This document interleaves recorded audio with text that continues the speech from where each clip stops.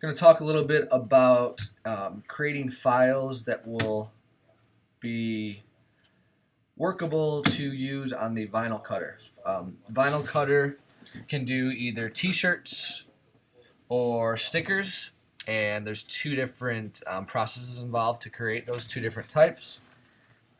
First thing that has to happen is it has to be a Illustrator vectored file, so you can't use JPEGs.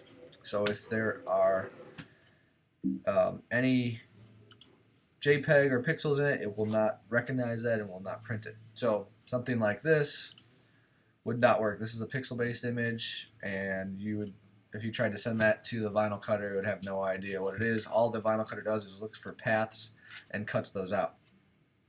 So something like this would be better suited, and you'll notice this one looks really nice. It's all cleaned up. There are no overlapping paths, and this will be an easily recognizable one-color sticker for the vinyl cutter. I'll show you an example of a good one right here and a bad one down below. If you look closely at this one has not been cleaned up at all, and if you turn one in like this or try to print one like this, you're going to have a lot of problems. First thing is all of these paths that overlap, it's just going to cut lines everywhere where there's a path.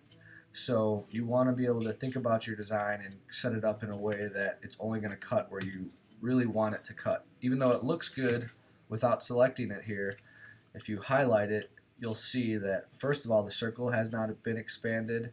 These pieces have not been added together, so there's a lot of issues with this one. So like for objects with strokes, you have to expand those pieces so that they become a shape.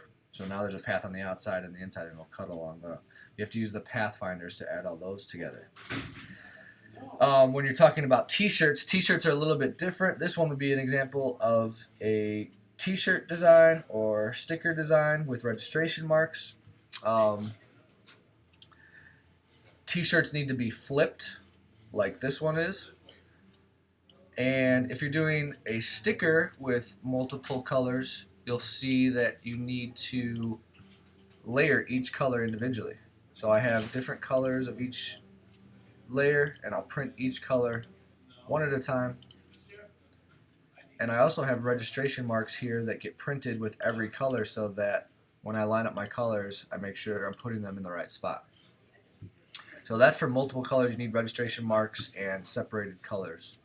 The other little thing I'll mention is make sure that your designs that you choose are smooth, clean lines to the vinyl cutter. Something like this would be really difficult to reproduce.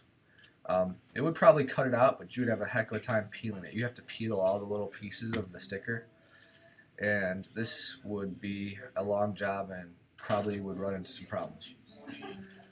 You want to try to stick to more designs that are nice and smooth, clean lines, and will make your life easier when you go to the peeling process. So those are some of the tips to keep in mind. I will kind of show a demo on how to actually print and read out the stickers or t-shirts after you're ready to do that step.